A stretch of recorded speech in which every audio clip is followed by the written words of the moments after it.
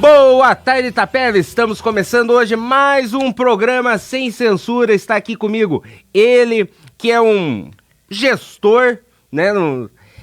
Já foi gestor da parte de educacional, né? De ensino. Agora está ali no asilo como presidente, né? Presidente. Como presidente, que é o Renê. Tudo bom, Renê? Tudo bem, Matheus. Um prazer estar aqui. Não, o prazer é meu. O ídolo do Tarzan, o Tarzan que te elogia muito, né? Renê, antes da gente entrar ali na parte do asilo, conta um pouco de você para as pessoas saberem quem é você, se é daqui de Itapeva, não é?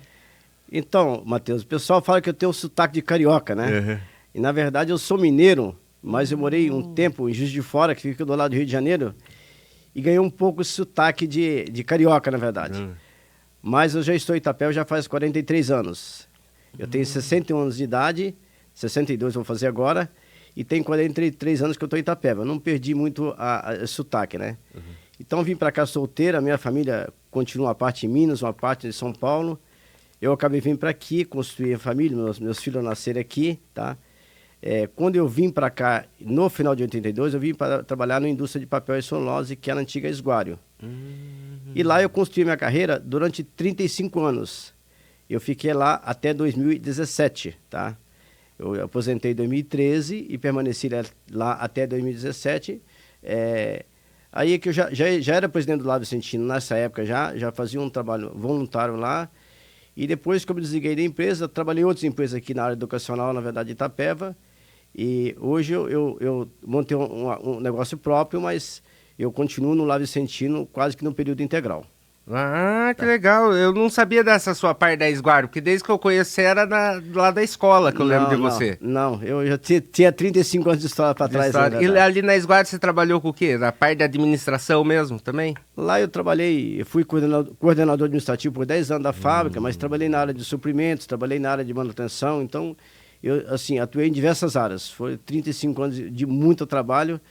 Eu diria que foi meu único emprego. Eu entrei de estagiário e saí de lá aposentado.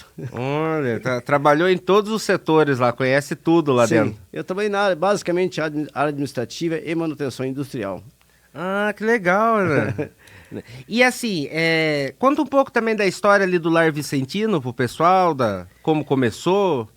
Então, o Lar Vicentino, ele começou em 1926, eu tenho, inclusive, a instituição tem a ata, né, de criação do Lar Vicentino. Então, ano que vem, a gente está se preparando para fazer uma celebração dos 100 anos, tá? Começou de forma bastante precária. Em 1972, foi criado o CNPJ do Lar Vicentino. Então, até então, existia uma empresa, não tinha nem CNPJ. Em 1991, é que foi feita a escritura do terreno numa sentença judicial de uso campeão. É uma coisa relativamente recente, né? Sim. Nós temos aí uma área de 11.200 metros quadrados, sendo a área construída 3.500, então nós temos bastante espaço, né? Mas é uma instituição que vem assim, passou por diversos gestores, cada um deixou o seu legado, tá? E eu acabei assumindo lá em 2015 como vice-presidente, em 2016 eu assumi como presidente, e assim, cada 2 anos existe uma renovação, né, da diretoria da entidade. Aí o grupo que está lá decide se vai continuar como presidente, se vai nomear outro. E assim, cada 2 anos é feita essa nomeação. A última foi agora em março desse ano, então vai até março de 2027. E aí eu deixo aberto. O estatuto dá essa liberdade para cada 2 anos, se for o caso, mudar a direção da entidade. Aí o grupo que decide, né? No caso, a diretoria. A diretoria. E alguns sócios contribuem, na verdade, porque na verdade tem que ter alguns sócios contribuintes, tem que votar, mas infelizmente assim, o histórico das instituições, os sócios contribuintes acabam não participando muito. É mais a diretoria que está no dia a dia que acaba verificando o que é melhor, tá? Fazendo. Então, Elis, né, você falou, né, que foi regularizado. A capela já tinha lá quando virou o Lar Vicentino lá ou não? Foi a própria... Então, assim... Que fez? Eu acho que... Eu não tenho a data exata da capela, né? Mas eu acho que a capela já existia, né? Porque ali morava um padre, na verdade, ali, e ele ia a cavalo para celebrar a missa lá na catedral, e muitas vezes era assaltado, na verdade, no caminho. Então ele pediu para fazer uma capela ali. E eu acho que a entidade em si veio depois, né? Entendi. Tá? Começou o trabalho depois. Isso, é um terreno que era da família Camargo, né? Ela que naquela época, na verdade, acabou... Saiu uma sentença judicial... Uma sentença judicial por uso campeão. Legal. Então você está ali desde... 2015. 2015. É. Mas de forma interina, assim, vamos dizer, direto ali, você tá 2020, mais ou menos? Na verdade, assim, eu comecei a ficar mais direto agora 2020 eu comecei a ficar mais direto realmente, tá? Eu fico ali 40 horas por semana, não fico o período integral, sim, porque eu vou de domingo a domingo, vou à noite, então, mas não tem horário. Não tem horário, né? Não tem horário e não tem férias. Sim. E assim, né, ali eu, né, que lembro de mais tempo, né, minha tia fez parte da diretoria ali, a tia Benê, tudo, então eu lembro desde a época das madres, né? Teve uma evolução muito grande do número de atendidos ali. O que tem acontecido para esse crescimento tão exponencial, vamos dizer assim, ali? Então, assim, antes de eu assumir, na verdade, existia muito a chamada acolhimento espontâneo, a demanda espontânea, em que o presidente da entidade ia lá e recebia as pessoas que precisavam, né? E depois nós sentimos que era necessário um melhor controle da situação. Então, nós passamos essa avaliação da real necessidade, nós passamos para o município, né? Em contrapartida também, a gente conseguiu também cobrar do município uma participação, porque antes não tinha basicamente a participação do município, era uma coisa muito, muito pequena, né? Uhum. Então, isso foi assim, crescendo no decorrer dos anos, de forma que hoje tem uma participação expressiva, que a entidade consegue manter esse padrão. Quando eu assumi, nós tínhamos 77 idosos, né? E o prédio é o mesmo, na verdade. Hoje eu estou com 142 idosos, tá? E a gente teve que desmanchar bazar para fazer quarto, onde era uma casa alugada para o município. Nós fomos lá e desmanchamos não. A prefeitura devolveu essa casa e eu consegui lá montar uma casa de idosos lá. Reformou. A gente foi usando todos os espaços. Agora mesmo eu estou terminando uma reforma na parte de baixo dessa casa, vai ficar por daqui a 15 dias, para acolher mais pessoas também. Os apartamentos que tinha lá também virou os apartamentos que vaga, estavam fechados, né? Na época, na verdade, eu reabri todos, na verdade.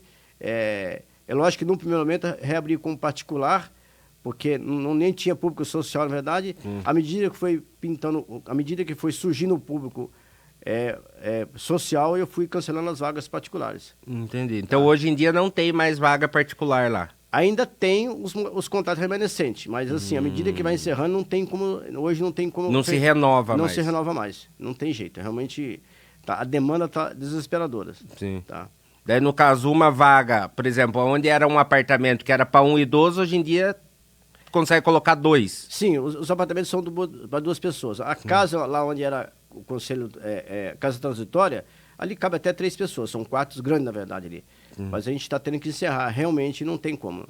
E a gente corre um risco, mesmo dentro da área social, na verdade, de ter que alugar uma casa para comportar, tá?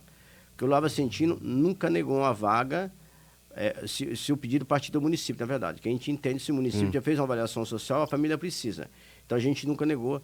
E isso, o medo da diretoria é você um dia ter que negar essa vaga. Então a gente até estuda a possibilidade, se não tiver nada, até de alugar uma outra casa para evitar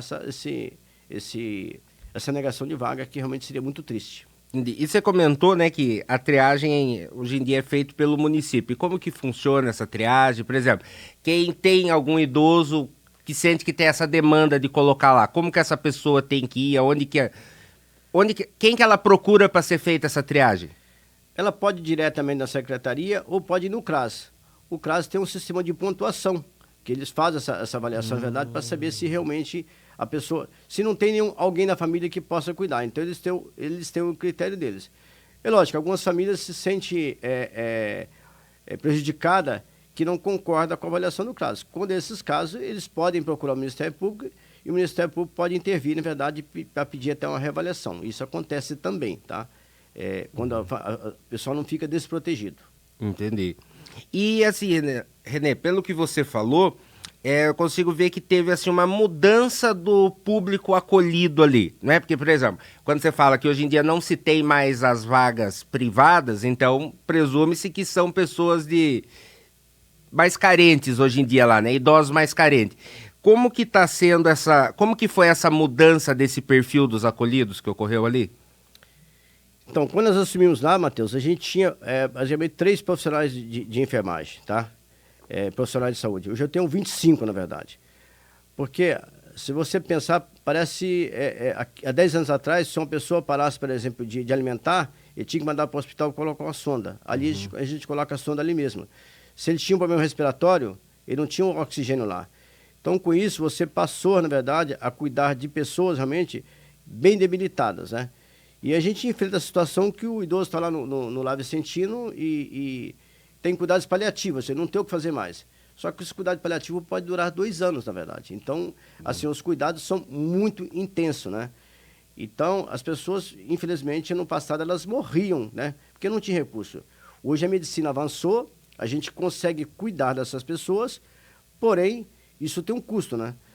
Chegou a tal ponto que em 2023, nós recebemos uma fiscalização do Corém, ele fez uma classificação que o Lar Vicentino de Itapeva, ele é mais complexo, levando em consideração o número o perfil dos idosos e a quantidade de leito, é mais complexo que vários hospitais da região. Então, realmente, eles enquadraram com assim, quase que nós temos o cadastro de estabelecimento de saúde, tá? Nós temos nós não somos conveniados SUS, mas nós temos o cadastro, tá? O cadastro de estabelecimento de saúde. De saúde. Até também pelo número, né? Aliás, vamos comentar então ali sobre esse quadro, né? Você comentou que aumentou, né? Por exemplo, o número de enfermeiros e tal. Hoje em dia, como que tá o quadro de profissional ali? Então, veja bem, eu tenho 142 idosos e tenho que manter no quadro 110 funcionários, tá? A metade desses funcionários são cuidadores, que realmente a demanda é muito grande. Aí eu tenho 25 profissionais profissionais de saúde e depois eu tenho outras áreas, limpeza, administrativa. Então, realmente é um número grande para atender essa população. Realmente é muito trabalhoso. Sim. Não, até porque assim, né, quando você comenta ali, principalmente a questão do quadro, né, eu sou da época das madres, né, como eu comentei, né, porque minha tia mora ali na rua de baixo, então a gente sempre via as madres passando ali, né, e realmente teve essa profissionalização ali no atendimento hoje em dia, né, que saiu as madres que não eram técnicas e hoje em dia você tem os enfermeiros que são técnicos, né, de saúde. Hoje, assim, os órgãos que fiscalizam, seja Vigilância Sanitária e Corém, hoje eles não permitem mais, por exemplo, às vezes as pessoas não entendem, eu não posso ter um técnico na cidade, na entidade, se naquele horário não tiver um enfermeiro. Realmente mudou muito o quadro, os recursos que você poderia, o tratamento que você podia proporcionar no passado não se compara com o de hoje. Então, realmente, por isso que fisioterapia, tem uma sala de fisioterapia com 3 profissionais registrados. Você tem psicólogos, tem uma série de profissionais. Mas essa mudança... Nutricionista, farmacêutica, tem tudo lá dentro. Médico contratado, na verdade, que tem que ter realmente, para não ficar qualquer situação vai mandar para a UPA. Então, realmente, ficou essa questão. Mas isso se deu, na verdade, essa questão de mudança de perfil, se deu, na verdade, pelo avanço também da medicina, né? Então, a entidade tem que acompanhar. Então, realmente, a gente faz muita coisa lá dentro que só poderia ser feito num ambiente hospitalar, como colocar uma sonda, por exemplo, tá? Então... E aí tem que ter um quarto todo, né, limpo corretamente, né? São produtos diferentes, né, Paulo? Sim, você tem que ter todo, você tem que ter todo um procedimento, na verdade, a própria medicação que você administra, na verdade, lá tem que ter um controle rigoroso, na verdade. Sim. Porque é muita medicação, então realmente imagino. É muita gente mesmo para cuidar. Sim. Não, a parte da alimentação também deve ser uma loucura, né? Porque, por exemplo, você não pode dar a mesma comida para todo mundo, né? Sim, isso já começa desde o café da manhã, na verdade. Nós temos uma nutricionista e ela fica medindo. Quando o idoso não está fazendo alimentação oral de forma suficiente para manter ele, ela pode prescrever ou pedir para a médica prescrever uma sonda para que realmente seja feito o complemento pela sonda, na verdade. Aí existe todo um balanço, né? Aí tem a questão do diabetes, não diabético, então realmente tem que... Pressão alta, pressão baixa, ali tem de tudo, né? Tem de tudo, tá?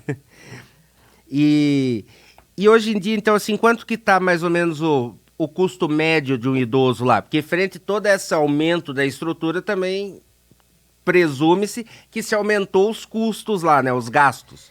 Então, Matheus, é uma pergunta interessante, que às vezes o pessoal pensa assim, olha, meu foi aposentado, eu vou colocar lá, né? Só que não é bem assim. Se você considerar que você tem 110 funcionários, isso aí cada um tem seus pisos que tem que ser respeitado, hoje meu custo médio por idoso é de R$ 3.600. Aquele cara que é acamado vai custar mais de R$ 4.000, porque ele exige muito mais cuidado, na verdade, né?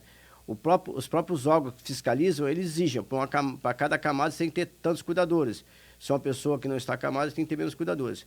Mas o meu custo médio hoje, por idoso, hoje é de R$ 3.600, né? Então, hoje, quando a pessoa é aposentada, você recebe lá do município R$ 1.550 por idoso, mais o benefício, não vai fechar as contas. Sim. E como é que a gente faz com Se for, por exemplo, um LOAS, né? Ali um salário mínimo, realmente não fecha. Você vai ficar na média de 3 mil. Isso quando o idoso não está com empréstimo, né? Sim. Mas isso como é que a gente consegue suprir essa deficiência, na verdade? E outros recursos que a gente tem, emendas de vereadores, emendas de deputado, recurso do Fundo Municipal do Idoso, doação de imposto de renda, então você vai compondo esse valor, tá? Uhum. Este ano nós tivemos a graça aí de entrar um governo do Estado com valor diferenciado, na verdade. Isso realmente vai dar um fôlego para nós por um ano. Tá? Espero que seja renovado esse convênio, que para nós vai ser de extrema importância. Eu não diria para a entidade, seria para o município mesmo, né? Que se a entidade não vai bem, o município realmente vai ter que abrir a dela ou criar outra instituição. Então, não seria o ideal. É o que eu sempre comento, principalmente com o Tarzan, né, que também é teu amigo. Entidade, né, eles fazem aquilo que o município deveria fazer. Uhum. E isso sai mais barato para o município. Né? É mais barato o município apoiar uma entidade do que o custo recair totalmente sobre o município. Né? Por exemplo, se não existisse o Lar Vicentino, o município ia ter que dar um jeito de cuidar dos idosos, né? Sem dúvida. E além dessa questão da expertise, aí às vezes todo mundo fica olhando o custo, na verdade, mas você imagina o tamanho do prédio lá Vicentino. Quer dizer, se o município tivesse que alugar um prédio desse, o custo do município seria muito maior, porque você tem esse prédio já pronto, na verdade, você consegue oferecer. Mas eu diria que a maior vantagem não tá nem na questão do custo, é a questão da expertise mesmo. Você realmente tem um foco naquilo que está fazendo, na verdade.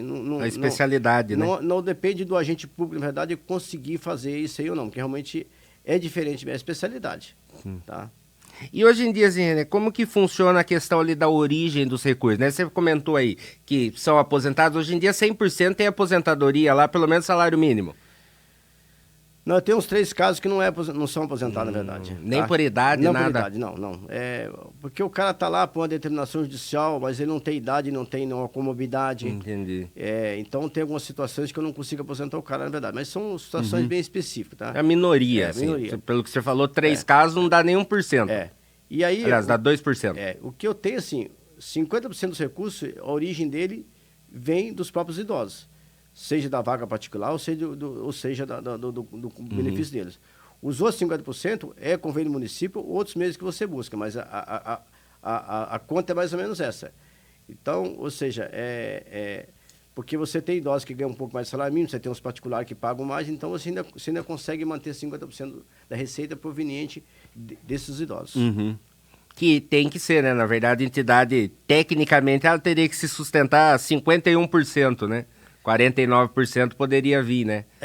Mas hoje em dia é muito difícil uma entidade conseguir esse equilíbrio, né? Na verdade, assim, é que são questão de escolhas. Por exemplo, hoje o Ministério da Cidadania, que dá o certificado, ele permite que 50% da sua receita provê de vagas particulares. Mas seria uma incoerência da nossa parte, assim, olha, eu não vou acolher o social e vou acolher os particulares, porque aí eu vou garantir minha receita, na verdade. Mas não tem, isso é uma incoerência, na verdade. Porque a pessoa que está precisando da vaga, na verdade, o município vai ter que contratar em outro lugar. Então, a gente poderia ser muito mais autossuficiente do que hoje. Só não é porque, para atender o município mesmo, tá? Eu chegou um determinado momento que eu cancelei o bazar, que me gerava, na época, uma receita de 50 mil no ano, na verdade. Eu cancelei o bazar para abrir uma vaga social, porque eu achei que não era justo. Era bem ali na entrada, né, que tinha o bazar. Eu cancelei o bazar, na verdade, em função, assim, para não deixar de acolher pessoas idosas, tá? Porque realmente é muito triste. Quando a pessoa pede, a gente não... Até hoje eu não tive que negar uma vaga. Espero não ter que negar uma vaga para o município, na verdade. Porque quando você nega uma vaga, aí fica aquela disputa entre o poder público e a família. Isso isso não é o nosso papel, na verdade. É atender a família realmente. E pelo que você comentou aí também, né, consegui entender que hoje em dia está se atendendo à região, né? Como que funciona por exemplo, o idoso que vem de um outro município, como que é essa receita da vinda dele? O município ajuda, é o estado? Porque daí no caso desses de fora não tem a contrapartida do município de Itapeva, né? Sim, na verdade eu tenho um caso que o município de Bom Sucesso contribui, na verdade, e agora tem mais 5 casos de Reversul, que foi celebrado o convênio, que é um convênio do Estado, que eles chamam de regionalização de cuidados com os idosos, né? Itapeva ficou com 15 vagas, Reversul ficou com 5 vagas, então esse convênio foi assinado agora. É um convênio que traz uma vantagem boa para a entidade, na verdade, é um convênio muito bom e espero que seja renovado todo ano, na verdade, que é um convênio que ajuda bastante. Mas a ideia é Itapeva realmente se tornar, na verdade, atender a região mesmo. Mas hoje em dia ali, qual que é assim, a porcentagem de idoso de Itapeva e da região? 95% hoje é Itapeva. É Itapeva. E hoje, quando o pessoal pede vaga particular, em algum caso muito específico, você pode atender Itapeva, mas particular, outra cidade nós não atendemos mesmo. Uhum. Às vezes pega um período de baixa, procura verdade social, até você atende um particular, mas a tendência é zerar mesmo, não ter o que fazer mais. O correto seria cada município, na verdade, ter, né, o seu espaço, né, de cuidado, né, de acolhimento, né. Aqui na região tem várias cidades que tem, na verdade. Você vai pegar Itacuruvaí, não tem. Você vai pegar, por exemplo... Ribeirão Branco, Ribeirão Branco não tem, na verdade. Mas esses municípios... Itaberá tem. Itaberá tem. Esses municípios acabam contratando, a Piauí tem, esse pessoal acaba contratando da região, na verdade. Só que o que eu percebo é que as vagas em todos os lados vicentinos estão se esgotando, na verdade. Sim. Não, e isso é complicado, né, assim, quando você tem que tirar do município o idoso, porque para você também não romper de vez o vínculo familiar, né, porque sempre tem um parente, um filho, às vezes, que vai visitar, né, se você tira do município aquele idoso, você rompe o vínculo, né. Essa é uma preocupação da política do idoso, você até com relação à localização de uma instituição, ela tem que ser localizada em local de fácil acesso e de preferência no município onde a pessoa mora, né. E realmente quando você tira, temos vários casos que Itapeva, que em particular o pessoal manda para Sorocaba, isso é péssimo. Sim. Mas Itapeva não adianta, tem que mandar, não tem o que fazer mais, tá? Mas está ficando realmente complicado, né. Então, Itaberá acaba fazendo algum acolhimento de outros municípios, mas as vagas estão se esgotando, na verdade. Porque a população idosa cada dia é maior, na verdade. A quantidade também de idoso todos os anos sobe, né? Então, se não fizer nada assim, muito rápido, vai faltar vaga para idosos. E também tem um outro dado, né? Que é a questão da expectativa de vida, né? Você ia pegar 20 anos atrás, era 75 anos, né? No máximo 80. Hoje em dia a expectativa está passando dos 90, né? E quando eles vão para a instituição, a expectativa aumenta mais ainda, geralmente. Sim. É lógico, tem alguns casos que o cara vai lá e sofre uma base psicológica por ter saído do ambiente familiar e pode vir até falecer. Isso acontece também. Mas de uma maneira geral, de uma maneira geral, os cuidados que eles recebem, na verdade, acaba prolongando muito a vida deles. Essa é a verdade. O idoso chega lá quase morto, na verdade, ele acaba quase que ressuscitando também. Até por toda a estrutura da saúde, né? Vai ser um cuidado muito melhor do que teria na casa, né? Muito, muito diferente. Muito até superior. Porque igual, né? Quando você fala do custo médio de 3.600, a maioria hoje em dia é um salário mínimo que tem, 1,5 ali, olha lá, né? É que quando o cara mora na casa, ele não vai, eu considero que ele não vai pagar ninguém para lavar a roupa dele, não vai pagar ninguém para cozinhar, não vai pagar ninguém para limpar. Lá, de certa forma, ele está pagando para tudo, ele tem um empregado em casa, né? Sim. Se você tentar cuidar de um idoso em casa, você vai gastar R$10.000 no mínimo, na verdade. Sim. Tá? Ali você ainda consegue reduzir para 3.600, que você está cuidando de forma coletiva, né? Mas a questão de ficar em casa, a questão de isolamento, na verdade, a questão de não tomar medicação direita, não aceitar as ordens da própria família, tá? Então, a medicação para nós ela é importantíssima. Então, realmente, precisa de o acompanhamento médico que eles têm na instituição não se compara com o da casa. Até pela questão da própria estrutura, né? Por exemplo, você vai o idoso que está na casa, normalmente ele não tem uma barra no banheiro, ele não tem o piso emborrachado, é onde normalmente acontece um acidente, né? Com o idoso sempre na hora do banho. E ali no Lar Vicentino você tem toda essa estrutura, né? Ele não tem um fisioterapeuta. Reduz a probabilidade de um acidente, né? Ele não tem uma fisioterapeuta, então realmente é bem diferente a situação.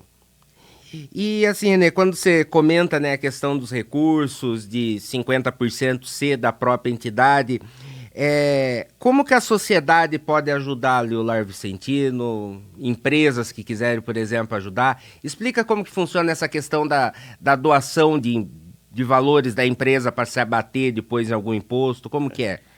Então, essa questão de imposto de renda, nós temos em dois momentos. São poucas empresas que têm o lucro real.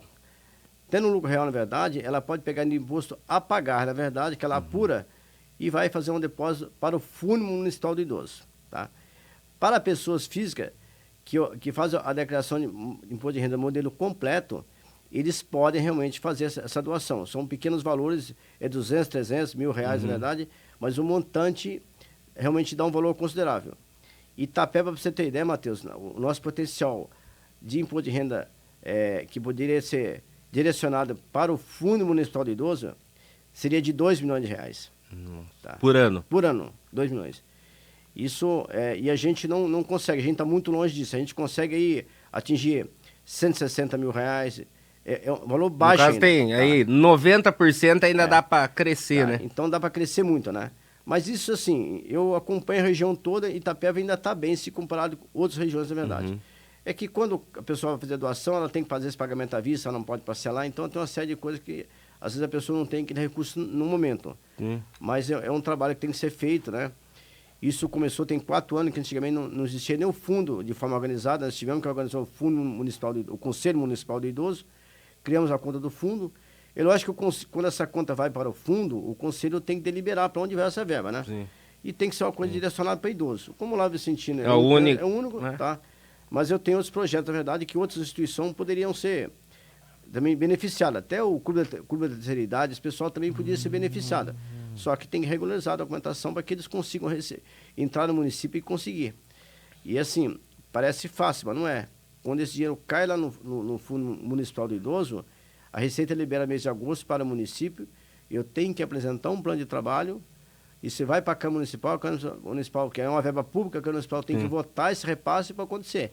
Então, se bem trabalhado, depois que a Receita libera, geralmente no mês de agosto, isso vai 4 meses para entrar na conta. Então, esse dinheiro, no caso, não é dado para a entidade, é dado para o fundo municipal, né? E aí é o que você falou, né? A partir do momento que vai para o fundo, ele se torna uma verba pública, né? Verba pública, aí tem tudo um critério. Mas seria interessante, de repente, fazer aí uma reunião com os contadores da cidade, né? Para eles se tornarem parceiro disso, né? A pessoa vai lá fazer o imposto de renda, o contador já fala, ó, você tem que pagar tanto para o governo, você poderia doar para o fundo. A gente até faz esse contato, mas assim, o que a gente percebe é que o brasileiro deixa a declaração de imposto de renda para a última hora, né? Então, e aí acontece da pessoa chegar a fazer, o contador às vezes não tem nem tempo de fazer essa abordagem. Então a gente entende que um pouco é por aí, né? E também existe o desconhecimento. Por mais que a gente tenta fazer a campanha, a gente vem crescendo ano a ano, na verdade, mas muito longe daquilo que poderia ser, né?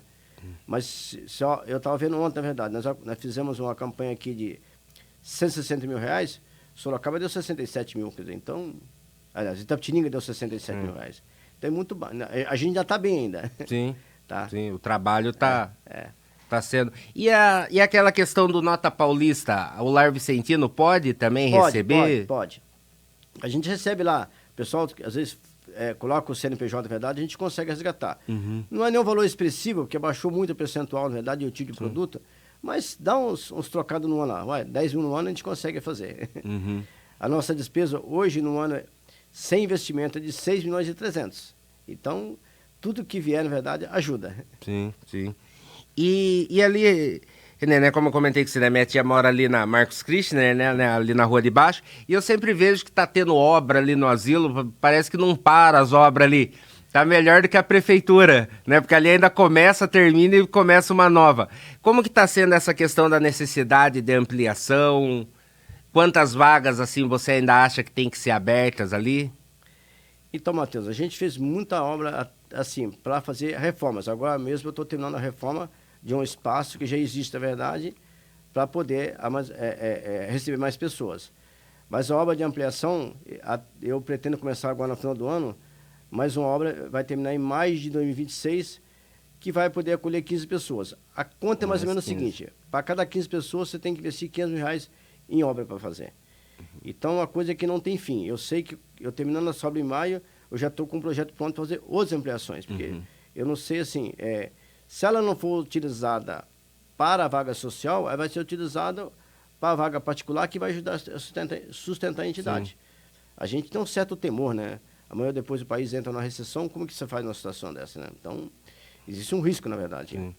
Não, até porque assim, né, as pessoas também têm que entender que, por exemplo, uma obra ali no Lar Vicentino não é igual fazer uma casa, né? Porque se você vai abrir 15 vagas, você tem que ter um banheiro para isso, você tem que ter a diferenciação de homem, de mulher, né? Acaba sendo, e toda adaptação também para receber os idosos, né? Então é uma obra mais cara do que, por exemplo, uma casa, né? Não tem como. Assim, é um pouco mais cara, mas a gente consegue fazer, assim, a diferença não é tão grande, que basicamente é banheiro que exige muito banheiro, na verdade, banheiro coletivo, banheiro individual, mas assim, não tem muita diferença não, mas você vai bater nos R$ 2.500 o metro quadrado e construído, isso não tem jeito.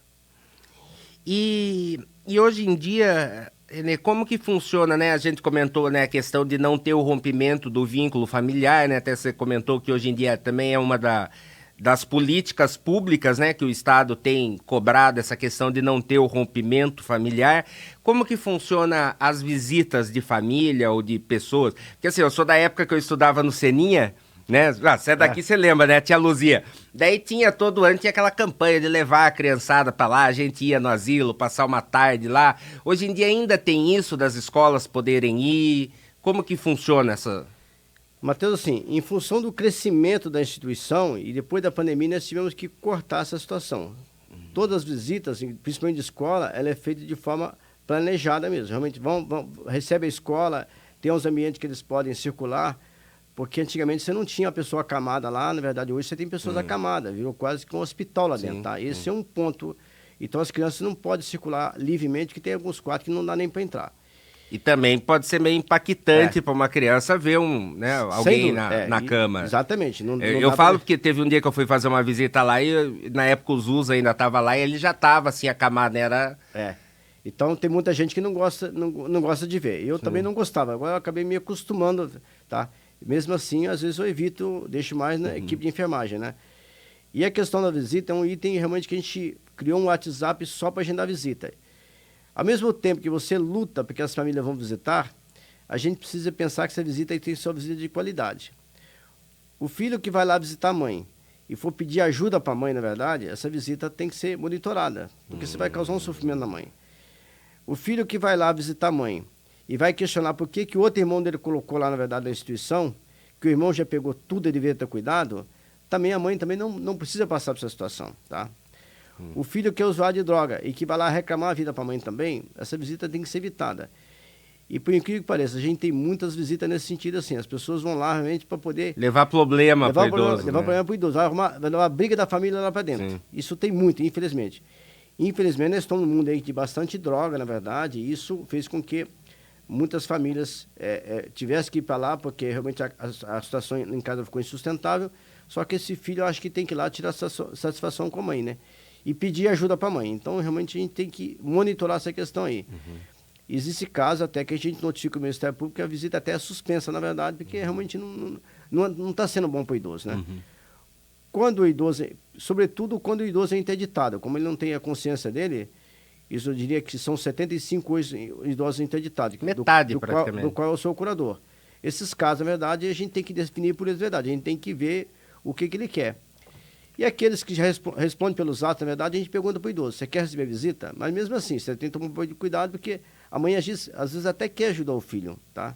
Mas o filho vai embora, ela fica doente, porque o filho está passando necessidade em casa, mas não dá para você socorrer todo mundo, né? Então, e a sociedade também, quando quer fazer visita, a gente faz questão que a sociedade vai. Eu tenho forçado bastante visita. É que muita gente, assim, vai de curioso, sabe? Para ver quem está lá, na verdade, e essa visita assim, acaba não agregando para o idoso. E nem para a entidade. Nem para a entidade. Então, isso é muito ruim. O cara vai lá só para poder, sabe? Mas a visita de qualquer segmento é muito importante. Eu tenho incentivado muito, porque as pessoas, a maioria das pessoas que vão lá, ficam surpresas com o que encontram lá. Que não é aquele asilo que antigamente, que eu nem chamo de asilo, eu chamo lá Vicentino, que acho que asilo é um nome já pejorativo, eu não se usa mais esse nome, tá? Mas realmente a visita lá, ela tem que ser controlada, tá? Não dá para ser liberado. Não, não dá. E é o que você disse, uma criança vai lá, na verdade, da escola de 12 anos, vai ver o idoso acamado. Isso não pode, né? Então, mudou muito o perfil do Lar Vicentino. Muito, muito, muito mesmo. E qual que foi, né? Você comentou ali a questão do Covid, e qual que foi, assim, o maior desafio que você teve ali no Covid? Porque imagino que foi a fase mais difícil que você já pegou ali, né? Foi essa época do Covid, né? Realmente foi assim, uma situação muito difícil, que na época não existia vacina. E o pior de tudo, não existia protocolo de que medicação tomar. Sim. Então a Santa Casa tinha um protocolo dela, certo? Mas o Lar Vicentino não era tratado como um hospital. quando veio o Covid, a Santa Casa não tinha como absorver todo mundo, na verdade. Exatamente. Então nós tivemos que fazer reunião com os médicos para poder criar um protocolo de como que seria tratado os idosos do Lago Vicentino, para tratar ali mesmo. A gente tinha realmente Teve que quase virar uma enfermaria ali, né? Viramos uma verdadeira enfermaria. É. Viramos uma verdadeira enfermaria. Senão, se a gente não monta o protocolo ali, realmente teria morrido muita gente. Mesmo que a gente contratou vários médicos e cada um tinha uma opinião diferente. Então, na época, não tinha consenso, não né? tinha consenso. Aí teve que criar o protocolo, a gente, todo mundo adotou esse protocolo, que era o próprio protocolo da Santa Casa. Só que um processo que levou uma semana. E uma semana naquela época era muito tempo, na verdade. Sim. É tanto que o Covid começou na área masculina e quando ele veio para a área feminina já tinha um protocolo. Morreu muito menos mulheres do que homem. O homem já morreu mais. Na época nós perdemos 17 pessoas. Nós tínhamos 17? 17 pessoas. Nós tínhamos 102 idosos na época, tá? E foi uma perda assim. Pessoas tinham comorbidade, mas perdemos 17 pessoas, tá? Quem tinha comorbidade na época era complicado mesmo, né? Mas foi uma situação triste que Sim. tivemos que foi um grande desafio, né? E eu e a Conceição, meio desse povo todo, na verdade, tivemos a graça de não pegar Covid para a gente não sair do comando, que seria pior ainda se tivesse saído. Nossa, a Conceição faz tempo que tá lá, né? Você chegou, ela já tava lá, né? Não, eu entrei junto com ela, na verdade. Junto com ela. Eu achei que ela já tava mais tempo lá que você. E a Conceição faz um papel muito importante, né? Que a parte, assim, a parte humana com os cuidadores, na verdade, né? Eu e ela temos a mesma linguagem, né? Temos os mesmos objetivos, né? É como empresa, você pode não concordar com tudo, mas quando você tem o mesmo objetivo, por isso que é uma dupla aí já dura 10 anos, na verdade, eu diria de sucesso. O sucesso da instituição, na verdade, está nesse alinhamento entre a Conceição, na gestão. Que é gestão, na verdade, da gestão. Então, isso para mim eu não posso abrir mão, tá? Sim. Renê, e assim, como que você encara a importância dessa gestão para buscar a sustentabilidade? Pergunto porque, assim, hoje em dia nós temos diversas entidades, né, no município e praticamente todas trabalham abaixo do que seria o ideal na questão de recursos, né? Como é o caso do Lar Vicentino mesmo, né? Pelo que você me falou, da entrada média para o custo, você tem ali, acaba tendo um déficit ali de uns 15%, né? Entre a entrada e a necessidade. Como que é essa questão de gestão? Se tivesse que dar dica de gestão, o que seria?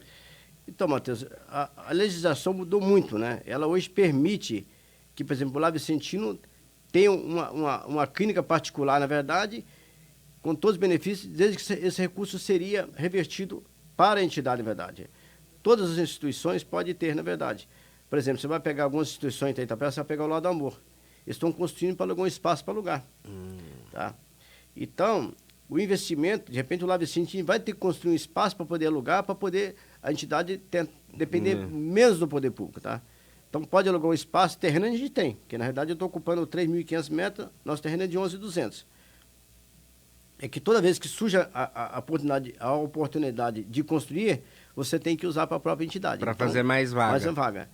Mas assim, ou buscar outros negócios, na verdade, que ajudem a entidade. Isso realmente no futuro, porque está crescendo muito, eu não sei até que ponto o poder público vai suportar toda essa carga, né? Acaba caindo no quadro do município, mas não podemos esquecer que o governo federal, o governo estadual tem responsabilidade nisso aí. Ainda mais que a gente está falando de questão de saúde, é tripartite, né? Que é Estado, União e município, né? Agora, esse ano, o governador do estado realmente surpreendeu com essa regionalização, que isso aí não estava previsto, realmente de dar um recurso para a instituição. Isso tomara que isso aí que vai em frente. Só que isso no estado de São Paulo até que contribui bastante. Agora, se vai pegar os estados que não têm uma boa receita, que depende do governo federal, eu não sei como vai ficar, mas é uma situação preocupante, tá? Então, como você depende muito de mão de obra, o seu custo principal é mão de obra, você não tem muito como você reduzir o custo, na verdade. O que você tem é atrás de receita, né? E atrás de receita, realmente você vai ter. O bazar ajuda, certo? O bazar ajudava a gente, só que eu não tenho mais espaço do bazar. Nós estamos tentando agora um novo espaço para montar o bazar. Então, são situações que vai ter que buscar. As entidades vão ter que realmente buscar alguma receita e não ficar dependendo só do poder público, porque no decorrer dos anos isso pode ser um complicador. Sim, você acaba... E outra, né? Vamos ser sinceros agora também, entrando nessa questão de depender do poder público. A gente sabe que, querendo ou não, você fica na mão da política daí, né? Porque se entra muda a gestão, né, municipal muda a política, pode as prioridades serem diferentes, né? Eu diria assim, de todas as instituições, a instituição que cuida de idoso, ela tem uma proteção maior, na verdade, tá? É diferente, por exemplo, se você tem uma instituição que cuida de dependente químico, você não vai ver uma determinação judicial para que o município tem que atender que é dependente químico. Já o idoso tem essa determinação. Então, a proteção do idoso ela é muito grande, na verdade. Se comparado, eu diria que é o mais fácil que tem, na verdade. Então, o Lar Vicentino, assim, tá nesse item, na verdade. Então, realmente facilita um pouco a vida da gente. Então, quando vai para a MP, sim, afinal de contas, nós temos o Estatuto do Idoso que dá algumas garantias, né? A gente até, às vezes, até questiona. A família acaba abandonando, na verdade, e o Poder Judiciário entende que o município tem que abraçar, né? E acaba, às vezes, nem sendo cobrado da família, né? Porque alguém tem que ter legitimidade para poder mover essa ação contra a família, né? E essa pessoa seria o próprio idoso, né? Então, acaba a família realmente não sendo penalizada nessa situação. Apesar que hoje em dia também a legislação ela tem avançado um pouco, né? Nessa questão de tentar buscar responsabilizar, né, um filho, alguém pelo abandono, né? Mas são casos bem isolados ainda, né? Mas nós estamos falando de uma população extremamente pobre, na verdade. Então, você tirar de quem não tem, não desmerecendo, mas você vai pegar uma pessoa realmente que onde o marido e a mulher trabalham, tem 3, 4 filhos, e que o pai ou a mãe fica acamado e que requer... Um problema vai virar 2 daí, na verdade. É o seguinte, se um deles deixar o emprego para cuidar, não vai sustentar a família. Eles não conseguem pagar cuidador. Isso eu vejo assim com muita frequência, na verdade. Infelizmente, assim, muita frequência. E às vezes a pessoa tenta fazer alguma coisa e as pessoas que têm o certo poder aquisitivo tentam cuidar sozinho, acaba ficando doente, que a sobrecarga 24 horas, realmente, ela é mal... como é que fala? Ela prejudica a saúde da pessoa, seja filho, quem for, na verdade. Sim. Né, aí, na verdade, também se você for tentar responsabilizar, né, como você mesmo citou, né, num caso de uma família de mais baixa renda, um problema que seria só o idoso, na verdade, você vai criar 2 daí pro poder público, né? Porque, de toda forma, o poder público vai ter que dar conta do idoso e depois também da família, né? Um problema vira 2. Por isso que o Ministério Público acaba nem cobrando a família quando vê que não tem condições, né? O próprio município aponta essa falta de condição da família. Então, uma vez que a família não tem condições de fazer, tá? E às vezes a pessoa confunde muito, a obrigação recai sobre o filho, né? Mas eu tenho meu sobrinho. A justiça não entende que o sobrinho é responsável, é o filho. Sim. A não ser em casos muito específicos, né? Tipo, mas eu cuidei dos sobrinhos como fosse filho, né? E tem alguns casos assim que a justiça ainda faz relativiza, mas aí é a exceção da exceção. Né? Mas lembrando que a justiça não age de ofício, na verdade. Ela precisa ser provocada por alguém, né? Exatamente. Então, se a justiça não é provocada, ela não vai fazer isso aí mesmo. Sim. Né? Tem que ter uma denúncia, né? Alguma coisa assim. E que normalmente o vizinho só vai fazer uma denúncia se vê que está tendo um maus tratos, violência, alguma coisa assim, né? Mas o juiz, assim, se alguém não mover um processo, o fato da denúncia, se não mover um processo, na verdade, acaba não indo em frente, realmente. Sim, é que nesse caso, normalmente a denúncia vai recair sobre o Ministério Público e o promotor que vai entrar com a ação, né? Mas não é tão, assim, a gente não vê isso aí com muita ênfase, na verdade, assim, responsabiliza o filho quando o filho tem condições de cuidar realmente. É que na própria justiça, né, assim, você tem a estrutura, por exemplo, dentro do Ministério Público, você tem o setor de criança e adolescente, mas do idoso o Ministério Público ainda não teve essa organização de criar um setor específico para isso, né? De demandas assim, né? Não tem, hoje Itapeva. Hoje tem? Quando você vai no Ministério Público, você já sabe qual promotor responde pela vara do idoso, pela infância tem. Hoje tem. Você já sabe. Fizeram essa. Já fizeram. Essa separação quando aqui. Quando você vai para idoso, já sabe qual promotor que vai tratar do assunto já. Isso aí já tem já. Mas acredito eu que seja uma divisão interna daqui, da promotoria, não... Porque, na verdade, o promotor acaba tendo que assumir outros cargos. Na verdade, que não pode você ficar só no idoso, imagina quantos promotores teria que ter, né? É diferente você vai pegar uma cidade que nem Sorocaba, que você pega um juiz, por exemplo, que atua só na vara da família. Exatamente. Itapeva não comporta essa divisão, né? O mesmo que faz o civil acaba fazendo o penal também, né? A sobrecarga. E ainda mais, que ainda de 2 em 2 anos ainda também recai a parte política em cima da promotoria e do juiz também, né? Mas a parte da eleição. Itapeva tem mantido, exatamente, tem essa parte da eleição que dá. E a juiz acaba acumulando essa função, na verdade. Não, e outra, você vê, né? A gente teve eleição municipal e até hoje tem processo correndo no fórum ainda da eleição. É denúncia, é prestação de conta. E o promotor, ele acaba respondendo pelo eleitoral, pelo administrativo, pelo civil e pelo penal, né? A sobrecarga é muito grande. Sim. A sobrecarga é muito grande. Então, às vezes não consegue dar atenção, a devida atenção, porque a sobrecarga, você percebe que o esforço é muito grande, mas a demanda realmente é uma coisa muito grande, realmente. E aumentando, né, cada ano mais, né, como a gente falou, né, expectativa de vida subindo, demanda por idoso cada vez vai ser maior, né? Maior. E outra, você falou uma questão que é interessante, que é o seguinte, né, hoje em dia as famílias têm menos filho, né? Então, na verdade, se continuar do jeito que tá, em algum momento a gente vai ter mais idoso do que criança, né? Sem dúvida, sem dúvida. Eu, por exemplo, vou fazer 62 anos. Dificilmente você conseguir ser cuidado dos meus filhos. Eu tenho 3 filhos homens, na verdade. Então, realmente, você tem que se preparar, porque lá na frente você vai ter que contratar uma instituição para poder ser cuidado. Porque realmente, se você depender dessa família, não é que os filhos não queiram cuidar. Como é que vai parar a vida deles 24 horas? Não tem como. Tá? E a expectativa aumentou, só que você vive muito mais tempo doente também, né? Exatamente, é verdade mesmo. É muito mais trabalho. Sim, sim. Mas, né, a gente tá caminhando assim, né, pros momentos finais do programa. Você quer deixar algum recado, quer comentar mais algum ponto? De repente, alguma pergunta eu acabei não fazendo, você acha que é importante a sociedade, as pessoas saberem, pode aproveitar. Não, Matheus, assim, o recado que eu deixaria para a sociedade, né, o Lar Vicentino está aberto para visitas. Eu acho que é importante a sociedade conhecer o Lar Vicentino, na verdade, né? E acabar com aquela situação que é o asilo, tá? Que as pessoas vão lá abandonadas. Não é. Realmente, o Lar Vicentino não é o melhor lugar que tem. O melhor lugar que tem para o idoso ficar é na família. Mas não havendo condições, né?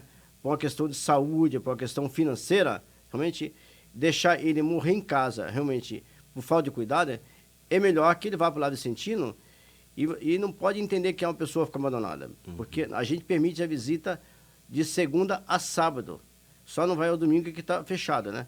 A não ser quando mora fora, a gente abre uma sessão. Mas é importante as pessoas conhecer e entender que lá não é aquele asilo de antigamente. Não é mais um depósito de idoso como era antes, A gente evoluiu bastante com relação à qualidade, na verdade, né? Porque também, assim, a gente tem mais recursos, na verdade. Mudou muito a política, na verdade, né? E o Lar Vicentino de Itapeva, realmente, ele ficou uma referência na região. Isso, eu tenho orgulho de dizer que ficou uma referência na região, tá? Não, e as exigências legais também hoje em dia, né? Não tem como mais ser aquele depósito que era antes, né? Hoje em dia você tem uma série de critérios, senão a promotoria vai em cima de você também, né? O Ministério Público é um órgão técnico, então ele se baseia muito nos órgãos fiscalizadores, ele se baseia nas denúncias, ele se baseia na vistoria da vigilância sanitária. Quando ele não está satisfeito, ele pede para o Corém ir lá visitar. Então, ele se baseia nisso. E, às vezes, já teve casos que ele mandou até um assistente social do Estado ir fazer uma inspeção, né? O próprio fórum, na verdade, quando tem alguma demanda, às vezes manda um assistente social do fórum para ver como é que está. Mas, graças a Deus, a gente tem sido bastante elogiado por todos os órgãos que lá fiscalizam, tá? Graças a Deus. Mas então, quero te agradecer, viu, René, pela disponibilidade de ter vindo aqui, ter aceitado o convite, de estar, né, explicando para a sociedade hoje em dia, né, como que está o Lar Vicentino, as alterações, as mudanças que tem tido lá. Quero te agradecer pela presença. Eu que agradeço, Matheus. Eu acho que para mim também é um dever que eu tenho com a sociedade, tá? De esclarecer alguns pontos, né? Que realmente o pessoal fica em dúvida, né? E eu falo, pessoal, além do mais, se você ligar no Lar Vicentino e quiser falar comigo, o meu telefone ele é público, na verdade. Eu falo, pessoal, que eu não tenho que perguntar se pode passar o telefone. Eu atendo todo mundo e atendo com prazer, tá? Então, se alguém tiver alguma dúvida ainda, é só ligar no Lar Vicentino e quer o telefone do Renê. Ninguém vai perguntar quem que é você, vai pedir o telefone, porque realmente eu tenho um prazer muito grande de atender a população. Essa disponibilidade de estar no atendimento, né? Sim, eu gosto muito dessa área. Tá bom, Matheus? Muito obrigado, tá bom? Eu que agradeço.